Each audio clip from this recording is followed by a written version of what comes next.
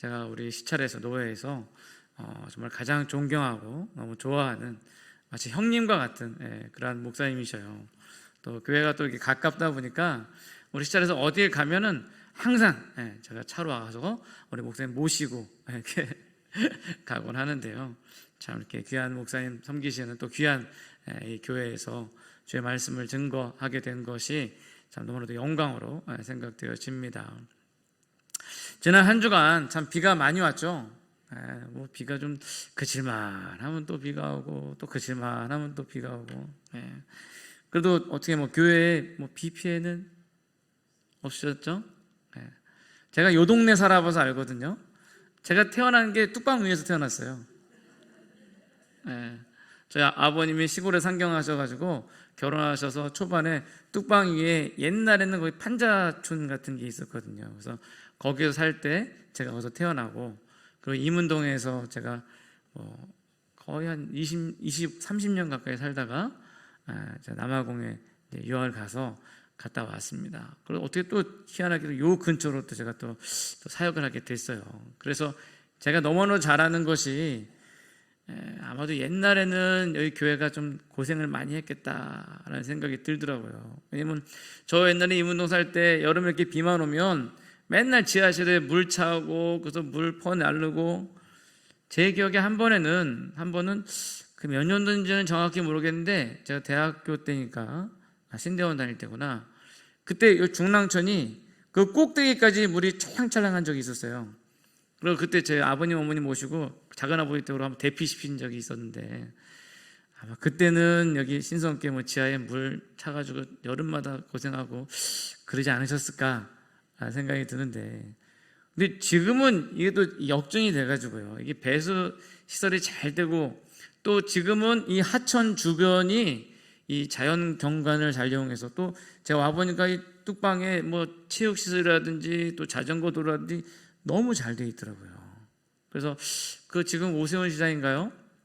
오세훈 시장이 그때 공약을 했던 게 뭐가 있냐면, 그냥 치수, 그러니까 홍수나 이런 걸 대비하는 게 아니라 그 물줄기 길을 잘 이용해서 거기를 개발을 시켜가지고 그걸 우리가 누릴 수 있도록 그렇게 한다라는 이제 그런 걸 제가 뉴스로 들었었는데, 그런 차원에서 신성교회가 그동안의 고생을 다 보상을 받는 것이 아닌가 그런 생각을 또 해봅니다. 바라기는 또 귀한 목사님 통하여서 놀라운 부흥의 역사가 이 교회에 임하여서 하나님 우리 안에 기뻐하시는 그런 신성교회 되기를 소원합니다. 그러는 가운데에서 또 우리 에스더 전도회가 보니까 거의 교회의 이제 중추적인 역할을 하는 그런 전도회 같아요. 하나님께서 귀하게 쓰이시는 귀한 헌신이 될 줄 믿습니다. 그래서 그런 차원에서 어떤 말씀을 우리가 전해야 될까 곰곰이 생각해 보니까 요한계시록에 나오는 7 교회 중에 이 서머나 교회가 생각이 나더라고요. 우리가 요한계시록에 보면 7 교회가 나오죠. 근데 7 교회가 나오는데 이 7 교회에 대해서 나오는 게 공식이 있어요.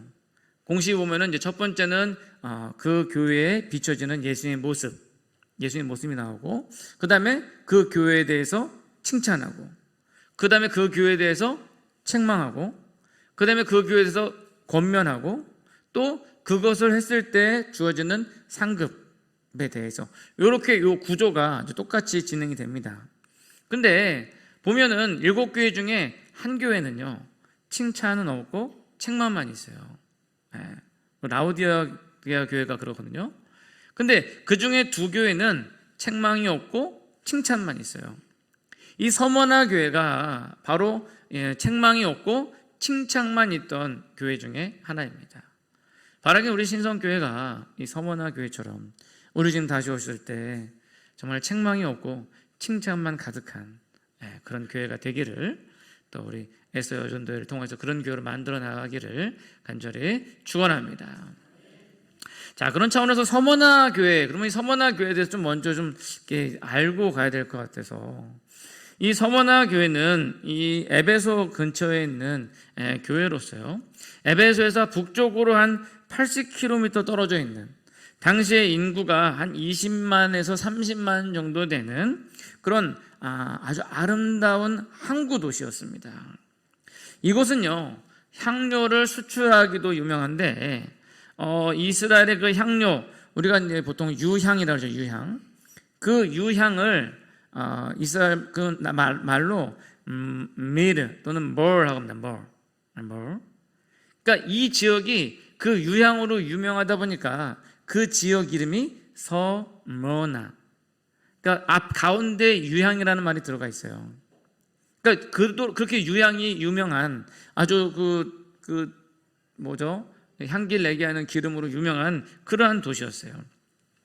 뿐만 아니라 여기에는 여러분 그리스 문학가 중에 호모라는 사람이 있어요. 호모라는 사람이 그 유명한 극작가인데 이 호모가 바로 이 서머나 출신의 사람입니다. 그리고 여기는 과학과 의학이 발달된 도시였어요. 그러니까 아주 잘 사는 도시, 번영된 도시, 그런 도시였어요. 또 그러다 보니까 거기에 뭐가 많았냐면요, 우상들이 많았어요. 뭐 이교 문화들, 또 종교들 이런 게 많았고, 특별히 여기는 로마 황제를 숭배하는 중심지였어요. 로마 황제를 신처럼 섬기고 신전도 짓고 막 이런 곳이었습니다. 그러다 보니까 막 여러 종교들이 막 뒤섞여 있고 막 그러다 보니까 그 혼합주의, 황제도 숭배하고 또 그리스 신도 숭배하고 그런 곳에 이 교회가 들어서 있는 거죠. 그러다 보니까 이 교회들이 아주 핍박을 많이 받았어요. 왜냐하면 그럴 수밖에 없는 게 사회 전반적으로서는 야 이것도 옳고 이것도 옳고 이것도 옳고 막 그렇게 얘기하는데 교회에서는 뭐요? Only Jesus, 예수 그리스도만, 예수님만을 하니까 예수님 외에 다른 것들은 다 가짜야. 그러니까 주변에 있는 사람들이 야 너 왜 이렇게 독선적이냐, 왜 니만 옳다 그러냐, 야 예수님만 신이야? 제우스도 신이고 아폴론도 신이고 또 우리 아우구스투스 황제도 신이고 다 신인데 왜 니네만 신이라 그래? 막 이러면서 기독교를 핍박을 했어요. 그때는 좀 물리적으로 핍박을 했죠. 근데 이러한 상황이 거의 오늘날 지금 우리가 처한 이 사회의 상황이랑 너무나도 유사해요. 물론 오늘은 교회를 공개적으로 핍박하지는 않습니다. 그러나 지금 이 사회에 전반적으로 이제 사실 여러분들이 TV만 틀어놔도요, 또는 뭐 광고만 봐도 또 소설책만 봐도 그러한 이념들이 전반적으로 자리 잡고 있어요. 그리고 아니야 이것만이야 그러면 야 너 자꾸 왜 이렇게 흑백 논리를 피니? 지금이 어떤 시대인데 응? 너 꼰대같이 그러니? 너 이렇게 독단적이야? 독선적이야? 라고 얘기를 합니다. 그러면서 왕따가 돼요. 야 색깔이 검은색 흰색만 있어? 빨주 노초 파란 뭐 다 있잖아. 그렇게 얘기를 하는 거예요. 그러면서 우리를 설득해오고 또 많은 교회들도 그것에 넘어가는 경우가 많이 있어요. 그래서 오늘날 이 시대가 제가 볼 때는 이 서머나 교회와 너무나도 유사한 그런 시대다라고 보고 있습니다. 따라서 그러한 이 시대 가운데 우리가 이 서머나 교회와 같이 우리 주님 다시 오셨을 때 칭찬받는 그런 교회가 되야겠다. 우리 에스더 여전도회를 통하여서 그런 교회로 만들어 나가야 되겠다. 그런 차원에서 오늘 이 서머나 교회 과연 어떠했는지 우리가 배우고 그것을 통하여서 정말 우리 주님께 칭찬받는 우리 신성교회, 우리 에스더 여전도회 되기를 간절히 축원합니다. 자, 그러면 과연 이 서머나 교회가 어땠냐? 자, 제가 아까 말씀드릴 때 이 요한계시록에는 7교회 그 형식이 똑같다 그랬죠. 어떤 식으로 예수님이 나타났는지, 그다음에 칭찬, 책망, 그다음에 권면, 그다음에 그랬을 때 누러지는 결과, 뭐 이렇게 되어 있다 그랬잖아요. 그래서 첫 번째로 우리가 알 수 있는 게 보면은 이 서머나 교회에 예수님께서 어떠한 모습으로 나타냈는가라는 걸 보면 됩니다. 이 예수님께서 어떠한 모습으로 나타냈나라고 보면 우리 8절에 보니까 예수님에 대한 수식이 처음이요 마지막이요 죽었다가 살아나신 분이라고 되어 있어요. 그러니까 처음이요 마지막이요 죽었다가 살아나신 분. 과연 이게 무엇을 의미하는 것인가? 물론 이제 이것은 처음이요 마지막이요, 그러니까 예수님은 영원히 계신다라는 걸 의미할 수도 있지만, 이걸 보통 처음이요 마지막, 이거를 알파와 오메가로도 얘기합니다. 이게 알파벳에서 마지막, 처음 것과 마지막 것으로 해서, 그렇기 때문에 이게 영원하시다, 예수님이 영원하시다 라는 존재론적인 부분으로 말하는 것도 있지만, 특별히 처음이요 마지막이요 라고 얘기하는 거, 여러분, 예수님께 처음이 있을까요? 하나님께 처음이 있을까요? 우리 사실 김만성 목사님 상당히 좀 이렇게 인텔리한, 아주 많이 배우시고, 그래서 설교도 저희 교회에서 한번 설교하셨었는데 아주 좀 이렇게 뭐랄까요, 그 많은 지식적인 그런 부분들이 있어서 아마 여러분들이 그거에 좀 익숙해져 있을 것 같아서 제가 이제 좀 그런 식으로 좀 맞춰서 준비를 했는데, 네? 자, 여러분들의 지적 수준을 제가 어느 정도인지 제가 이제 가늠을 하는 거죠. 그래서 이 처음, 마지막, 이게 과연 무엇일까? 하나님이 처음이 있을까요? 예수님이 처음이 있을까요, 여러분? 네? 하나님과 예수님은 처음이 없어요. 왜? 그분은 원래 계신 분이에요. 그러면 처음이다. 그러면 어떤 게 처음일까요? 창세기 1장 1절에 태초에, 하나님께서 태초에 라고 선언하신 그 순간이 바로 처음이에요. 하나님은 그 이전부터 계셨죠. 근데 하나님께서 태초에 라고 말씀하는 그 시간부터 시간이 생긴 거예요. 그러니까 처음, 나중, 이건 시간적 개념이거든요. 그러니까 하나님은 시간을 초월해서 계시기 때문에 처음도 없고 마지막도 없어요.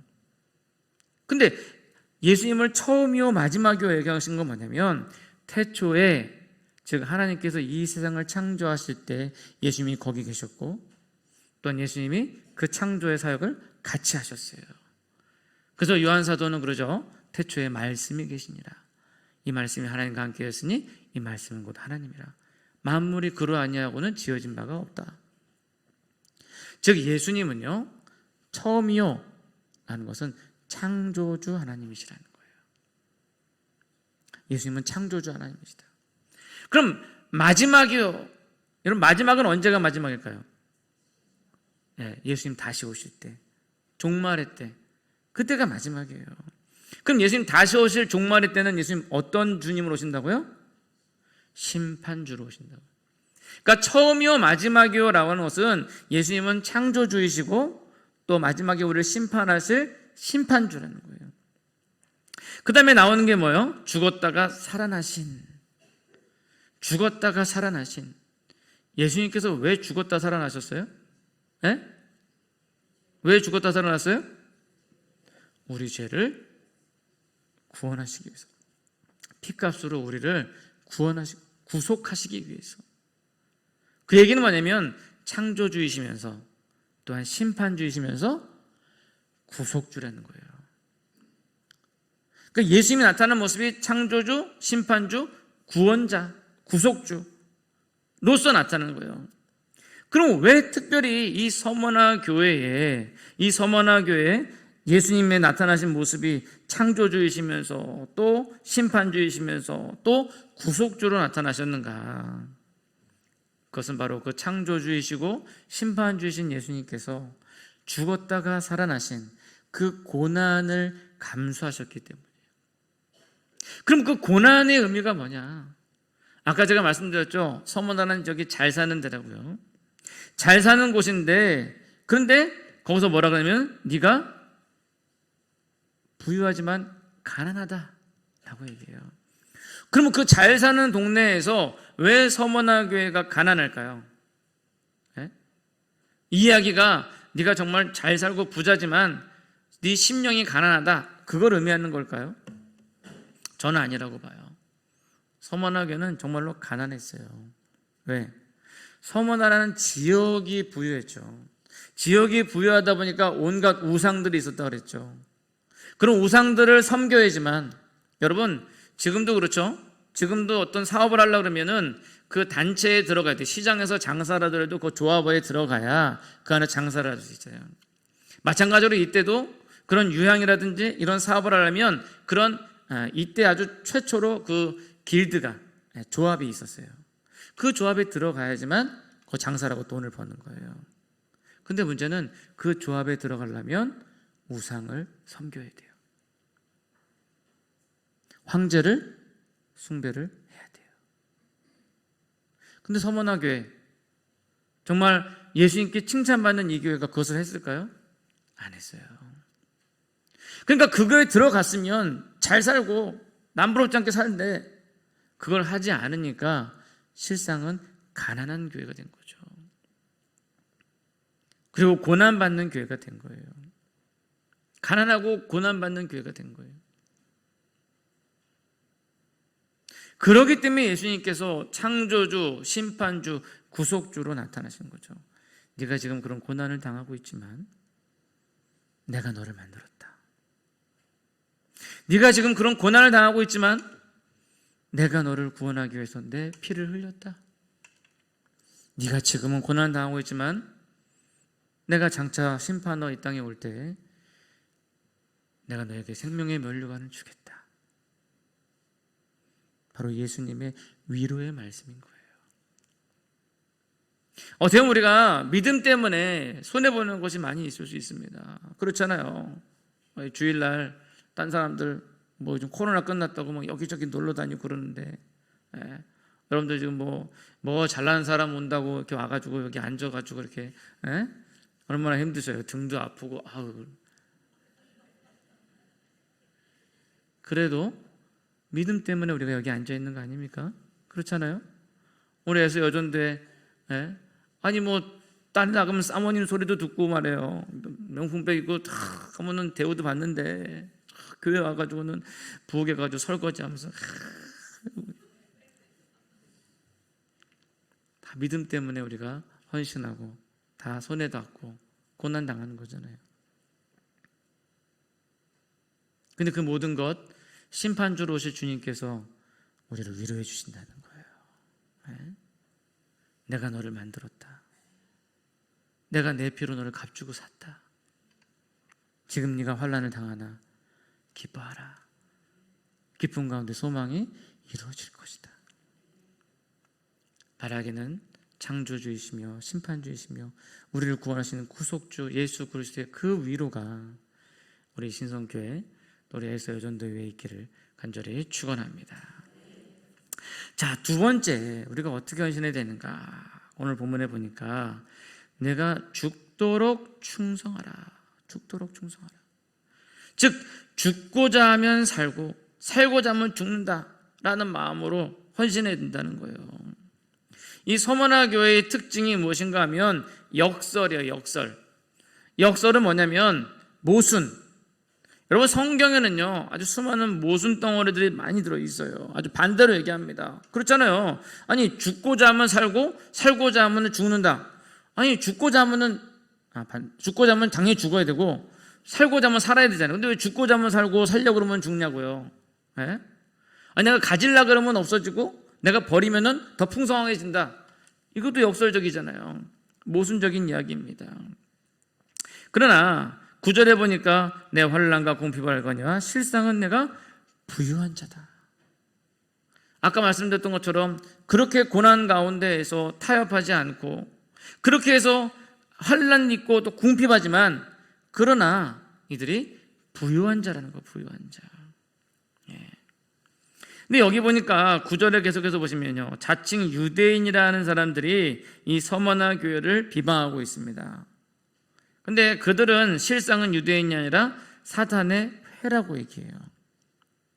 근데 이것도 상당히 역설적인 거예요. 왜? 유대인이 어떤 사람들이에요? 아브라함의 후손으로 하나님의 선택받은 선민들이거든요.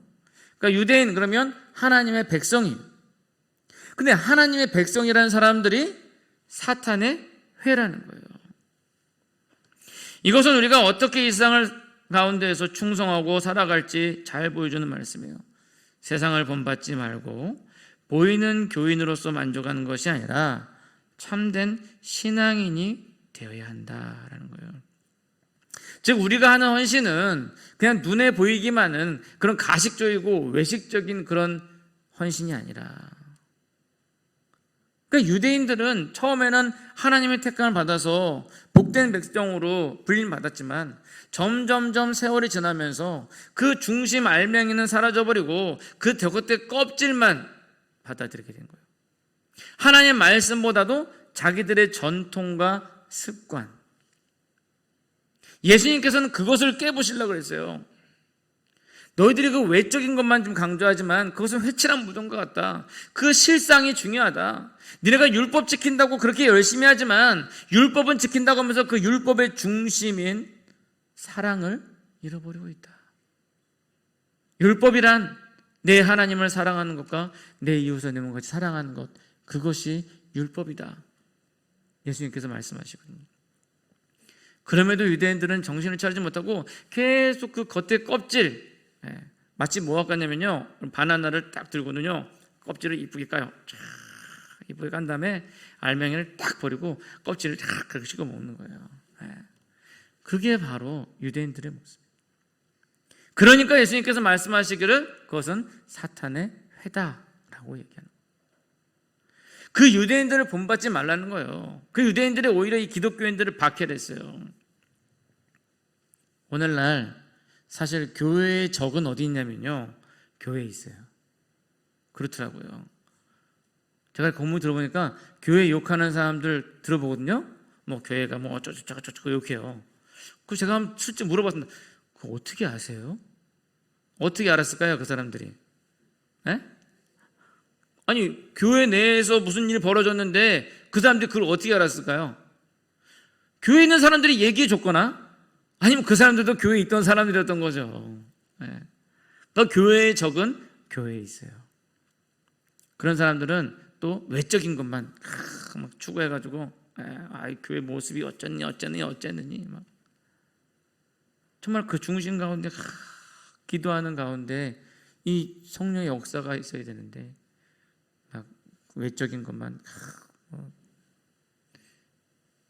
그러다 보면 결국은 알맹이를 잃어버리고 원래 가지고 있던 우리 중심을 잃어버리고 그냥 습관, 전통 이런 것들만 남게 되는 거예요. 물론 전통이 중요하지 않다는 건 아닙니다. 근데 너무 거기에만 집중하다 보면 정말 중요한 그 전통 안에 들어있는 그 좋은 내용들을 잃어버리기가 쉽다라는 거죠.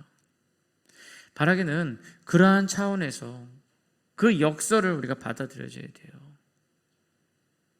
어떻게 보면 여러분들 헌금하는 거, 또 교회에서 헌신하는 거, 내 것이 나가는 것 같고 내가 일하고 힘들고 그렇죠. 그러나 성경은 역설이에요. 내가 놓았을 때 그것이 더 많아진다는 거예요.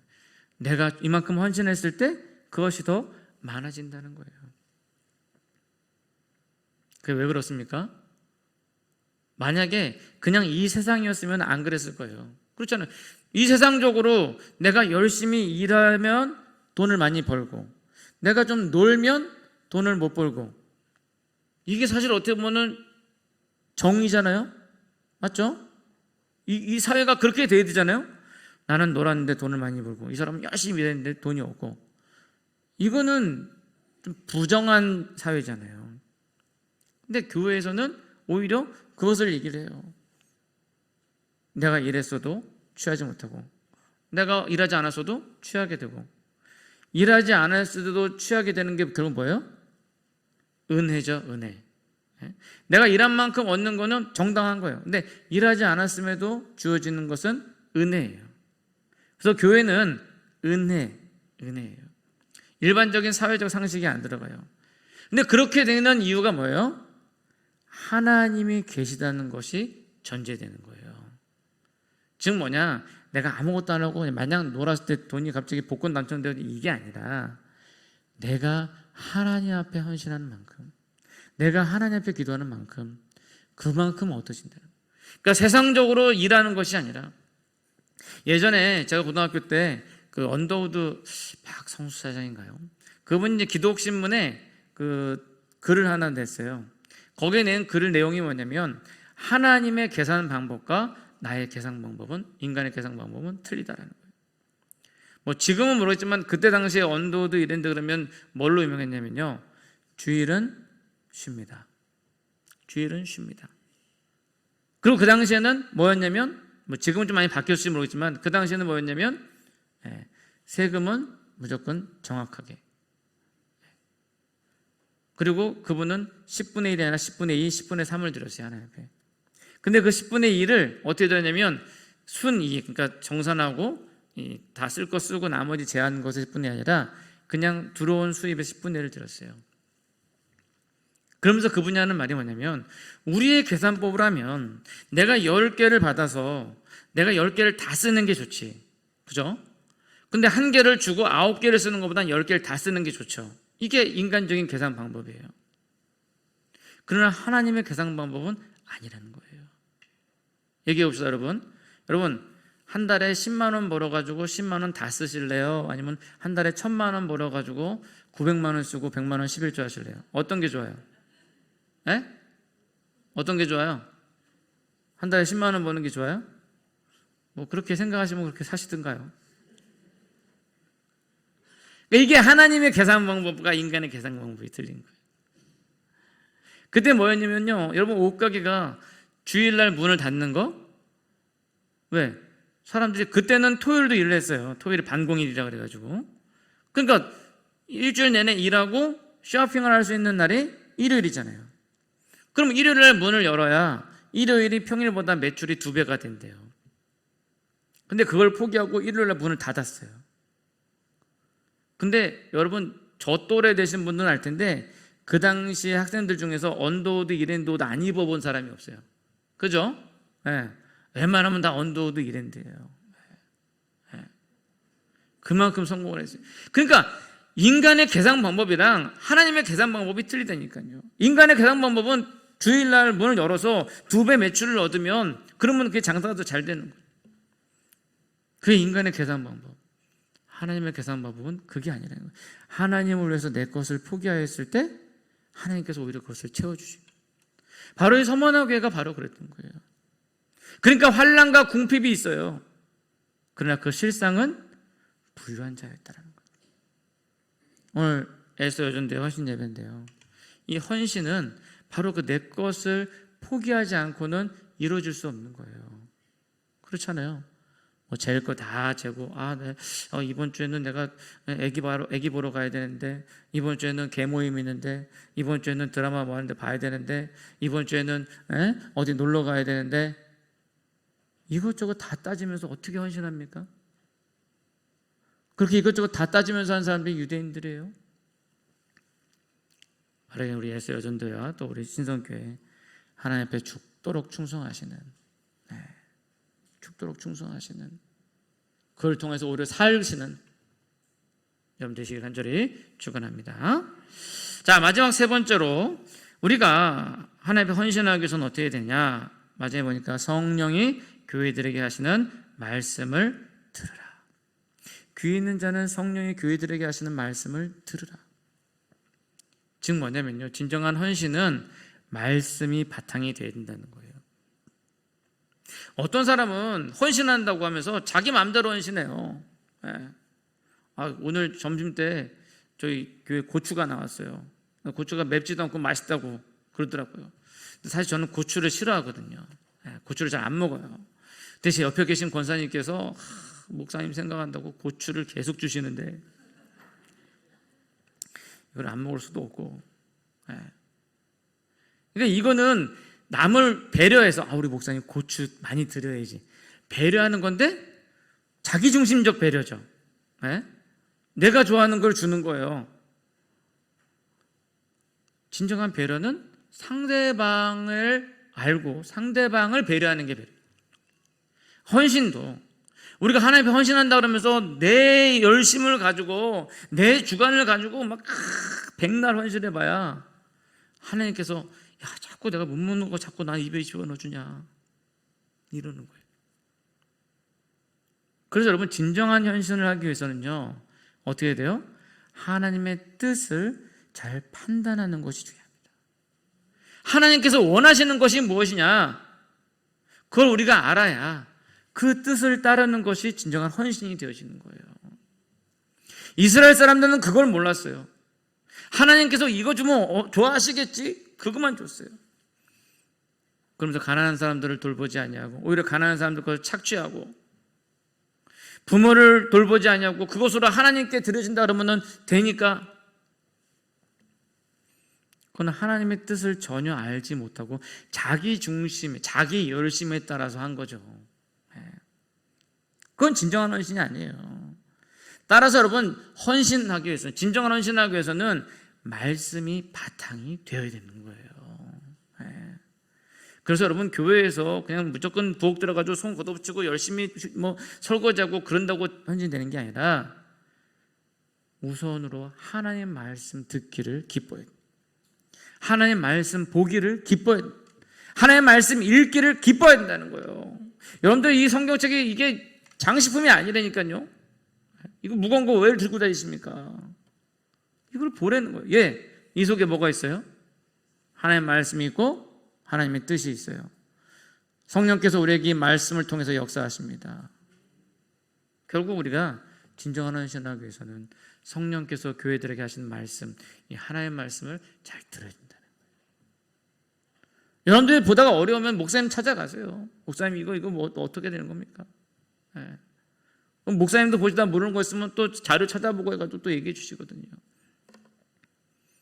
바라기는 하나님의 말씀의 바탕이 된 그런 진정한 헌신을 통해서 하나님께 영광 돌리시는 우리 신성교회 또 우리 에스더 여러분들 되기를 간절히 소원합니다.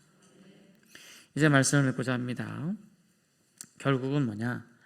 우리가 하나님이 기뻐하시는 헌신을 해야 된다. 하나님이 기뻐하시는 헌신을 해야 되는데 그러기에는 어떻게 해야 되냐? 우리에게 있는 고난을 두려워하지 말아야 된다. 세상과 타협하지 말아야 된다. 어떻게 보면 세상과 타협하면 편합니다.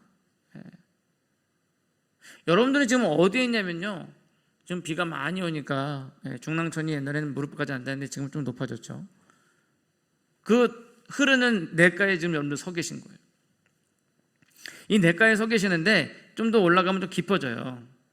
깊어지죠. 그럼 깊어지면 물살이 세면 앞으로 나아가기가 힘들어요. 근데 반대로 돌아서서 띄우면요, 그 물살에 따라서 쭉 내려갑니다. 되게 편해요. 여러분 기독교인들은 어떤 사람들이냐? 바로 그 물살을 거슬러 올라가는 사람들이에요. 왜? 그 물살을 거슬러 위에 하나님이 계시기 때문에 우리가 하나님을 향해서 물살을 거슬러 올라가는 거예요. 근데 이 세상이라는 물살은 계속 우리를 치고 오는 거죠. 여러분 그냥 몸 띄워서 세상 가는 대로 쭉 맡기면요 편해요. 그렇죠? 그렇게 쭉쭉 내려가다 보면 결국 뭐가 있어요? 그 밑에 폭포가 있어요. 떨어져 죽는 절벽이 있어요. 그러니까 우리는 어떻게 돼요? 그 내려오는 세파, 세상이라는 그 물결에 우린 맞서서 힘들어도 앞으로 나아가야 되는 겁니다. 그것이 바로 우리가 하나님 앞에 헌신하는 길이에요. 여러분들 고난을 두려워하지 마시고 세상과 타협하지 마시고 또한 살고자 하면 죽고 죽고자 하면 산다는 거 잊지 마시고 이 역사를 받아들여서 오히려 내 것을 버리면 더 풍성하게 된다는 거 잊지 마시고 그렇게 하나님 앞에 죽도록 헌신하시는 그런 우리 에스더 여전도의 여러분들 되시기를 소원합니다. 마지막으로 또 하나님의 말씀 듣기를 게을리하지 마시고 그 말씀에 입각한 진정한 헌신이 이 가운데 넘쳐나서 그걸 통해서 귀한 영향력이 이 지역 일대를 휩싸는 그 놀라운 역사, 성령의 역사가 일어나는 신성교회 되기를 간절히 축원합니다. 기도하겠습니다. 사랑의 하나님 참 감사합니다. 하나님의 귀한 은혜로 이 부족한 종의 입술을 통하여서 주의 말씀을 선포하게 하시니 감사합니다. 바로 깨어난 것은 우리 신성교회 또 우리 에스더 여전도에 주님 앞에 아름다운 헌신으로 드릴 수 있도록 인도해 주시옵소서.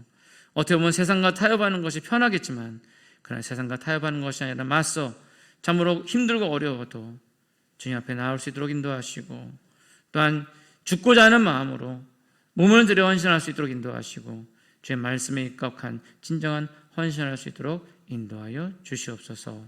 감사드리며 예수님 이름으로 기도합니다.